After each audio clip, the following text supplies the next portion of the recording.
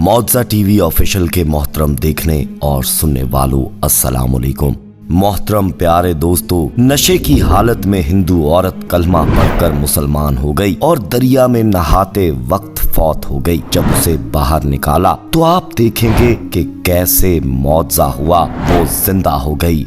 दोस्तों, ये लर्जा खेज सच्चा वाकया आपके होश उड़ा कर रख देगा और ये औरत की ईमान अफरोज कहानी आपके दिलों में ईमान ताजा कर देगी, क्योंकि अल्लाह जिसे चाहता है और जब चाहता है उसे ईमान की दौलत नवाज देता है कि वो इंसान खुद नहीं जान पाता। ये सब अगर आप भी जानना चाहते हैं तो वीडियो में हमारे साथ आखिर तक जुड़े रहिएगा और आगे बढ़ने से पहले कंफर्म जरूर कर लीजिएगा कि आपने हमारा चैनल मौजा टीवी ऑफिशियल सब्सक्राइब कर रखा है। नहीं किया तो अभी सब्सक्राइब करते हुए बेल आइकन को क्लिक कर दें ताकि हमारी आने वाली मजीद वीडियोस का नोटिफिकेशन बर वक्त आपको मौसूल होता रहे। तो आइए आगाज करते हैं आज की इस ईमान अफरोज वीडियो का। दोस्तों, ये वाकया मध्य प्रदेश के जिला धार के एक ऐसे कस्बे में पेश आया जहां मुसलमान तकरीबन ना होने के बराबर हैं और हिंदू आबादी ज्यादा है। रुक्मणी नामी लड़की इस कस्बे में पैदा हुई। रुक्मणी के वालिद राजपूत ठाकर बरादरी से ताल्लुक रखते थे और बीजेपी के बहुत सरगर्म रुकन थे।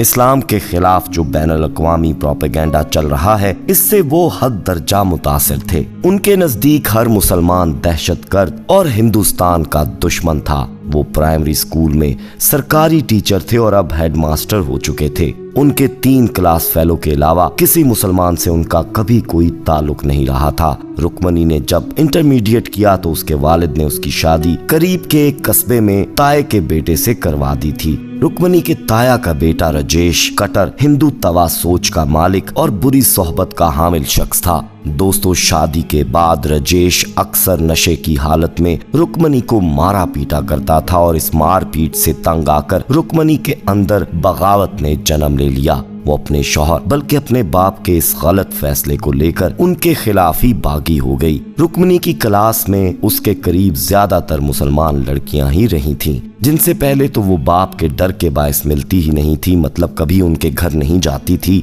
दोस्ती स्कूल कॉलेज की हद तक महदूद थी। मगर जिस कस्बे में वो ब्याह कर आई थी, एक दिन बाजार में उसको एक अपनी स्कूल की दोस्त मिली जो मुसलमान थी। तब चूंकि उस कस्बे में उसका कोई दोस्त नहीं था, कोई गमखार नहीं था, तो उसकी दोस्ती ज्यादा सफिया से हो गई और उसके घर आने जाने भी लगी। सफिया की सास एक मदरसा चलाती थी और काफी नेक परहेजगार खातून थी। अक्सर उनके इर्द गिर्द बच्चियां कुरान की तलावत में ही मशगूल मिला करती। जब रुक्मणी सफिया के घर जाती तो न जाने क्यों वो कुरान की तलावत से बहुत ज्यादा मुतासिर होती थी। वो अक्सर कुरान पाक की तलावत गौर से सुना करती थी, हालांकि उसको जबान की समझ न आती, कोई मफहूम वाज़े ना होता, मगर तलावत उसके दिल में ऐसा सुकून पैदा करती थी जो उसे कहीं हासिल ना हुआ था। वो अक्सर सफिया से मिलने के बहाने आती ही इस वजह से थी कि कुरान पाक की तलावत सुन सके और वो सुकून हासिल कर सके। लेकिन एक दिन उसके शौहर को पता चला कि रुक्मणी की दोस्त मुसलमान है, तो वो चूंकि मुसलमानों से सख्त नफरत करता था और बीजेपी का एक सरगर्म रुकन था, कट्टर इंतहा पसंद हिंदू तवा सोच का मालिक था, उसने इस बात पर रुक्मणी को बहुत मारा और सफिया से आइंदा ना मिलने का वचन लिया। रुक्मणी शायद ना रुकती मिलने से, मगर उसको राजेश ने धमकी भी दी कि अगर मिलना नहीं छोड़ोगी तो सफिया के सारे खानदान को ही मुसीबत में डाल दोगी। वो जानती थी कि ये जिस पार्टी का रुकन है वो मुसलमानों पर आए दिन जुल्म ज्यादती करते ही रहते हैं। उनके लिए ऐसा करना कोई मुश्किल काम नहीं। वो डर गई और उसने सफिया से मिलना जुलना छोड़ दिया। दोस्तों, कुछ दिन गुजरे कि वो बेहद बेसुकून रहने लगी थी और ये बेसुकूनी वो समझ ना पाई कि क्यों है। फिर उसने अपने आप को अजियत देनी शुरू कर दी। एक दिन उसने अपने शौहर को कोकीन का नशा करते देखा। वो नाक के जरिए एक पाउडर खींच रहा था और जब वो रात को सो गया तो रुक्मणी ने उसका वो पाउडर लिया और उसी तरीके से उसने भी कोकीन ले ली। फिर वो कभी कभी ऐसा करती थी। फिर उसे इस कदर लत लग गई कि जिस दिन शौहर से कोकीन ना मिलती वो पागल सी हो जाती। वो जब भी मौका मिलता शौहर की ड्रग्स चुरा लेती और फिर ज्यादातर नशे में रहने लगी थी।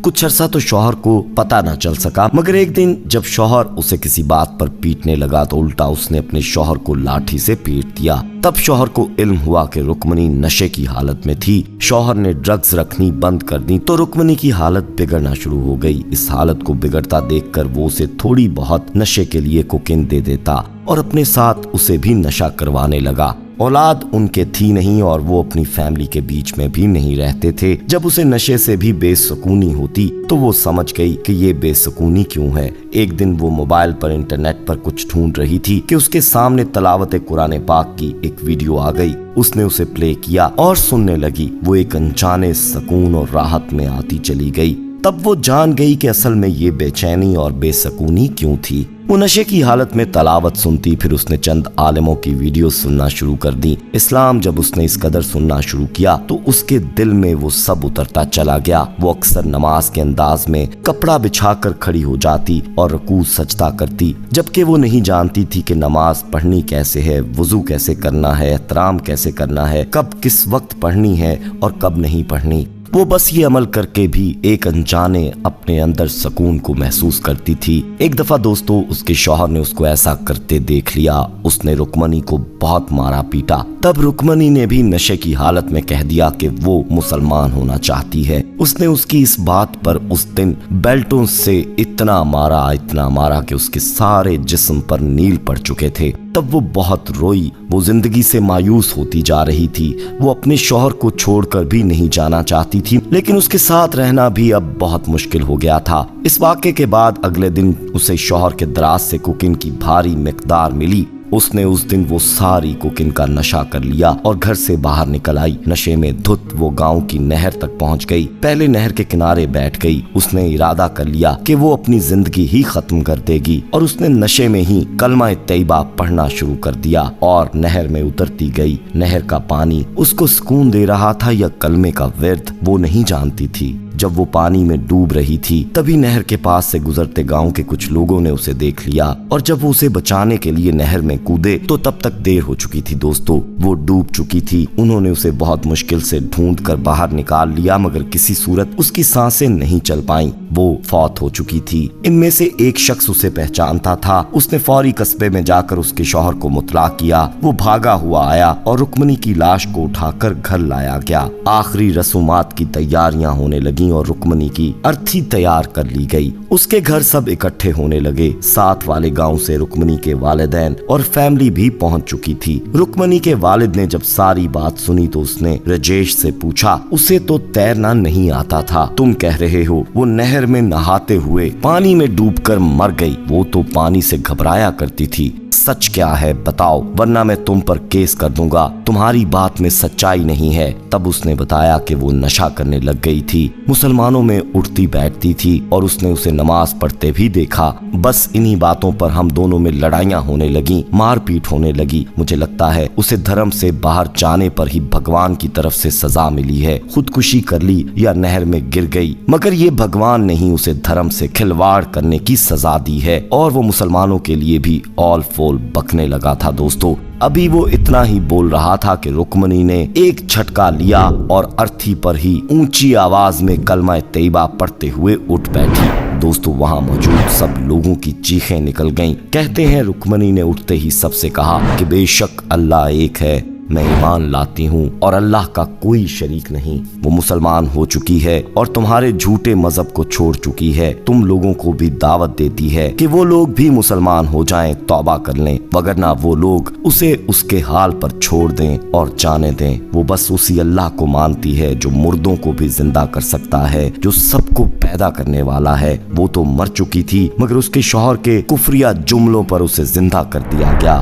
कि तुम लोग शायद ईमान ले आओ और तौबा कर लो कि वो कादिर है उस 7 घंटे से मुर्दा औरत पर जिसकी अर्थी तैयार कर चुके थे, उसको जलाने वाले थे। वो कादिर है कि वो जिंदा कर सके। बस ईमान ले आओ या मुझे यहाँ से जाने दो। दोस्तों कहते हैं कि उसका शौहर और बाप फौरन ईमान ले आए और अब तो पूरा खानदान इस वाक़े के बाद मुसलमान हो चुका है। उनके कस्बे में जहाँ इक्का दुक्का मुसलमानों के घर थे, अब हिंदुओं के इक्का दुक्का घर रह गए हैं। अल्लाह ताला बेशक ऐसे मौजज़ात दिखाता रहता है दोस्तों कि लोग इससे इबरत या सबक या निशानी हासिल कर सकें, मगर फिर भी वो लोग जिनके दिलों पर मोहर लग चुकी है वो कभी भी टस से मस नहीं होंगे। इस वाक़े के बारे में आप क्या कहेंगे? अपनी राय जरूर दीजिएगा। दोस्तों वीडियो पसंद आई हो तो इसे लाइक करते हुए अपने दोस्तों में भी शेयर कीजिएगा। जाते जाते एक बार फिर कंफर्म कर लीजिएगा कि आपने हमारा चैनल मौजा टीवी ऑफिशियल सब्सक्राइब कर रखा है। नहीं किया तो फौरी सब्सक्राइब करते हुए बेल आइकन को क्लिक कर दें ताकि हमारी आने वाली मजीद वीडियोस का नोटिफिकेशन बर वक्त आपको मौसूल होता रहे। अपना बहुत ख्याल रखिएगा और उनका भी जिनका कोई ख्याल नहीं रखता। आने वाली वीडियो में दोबारा आपसे मुलाकात होगी, तब तक के लिए अल्लाह निगहबान।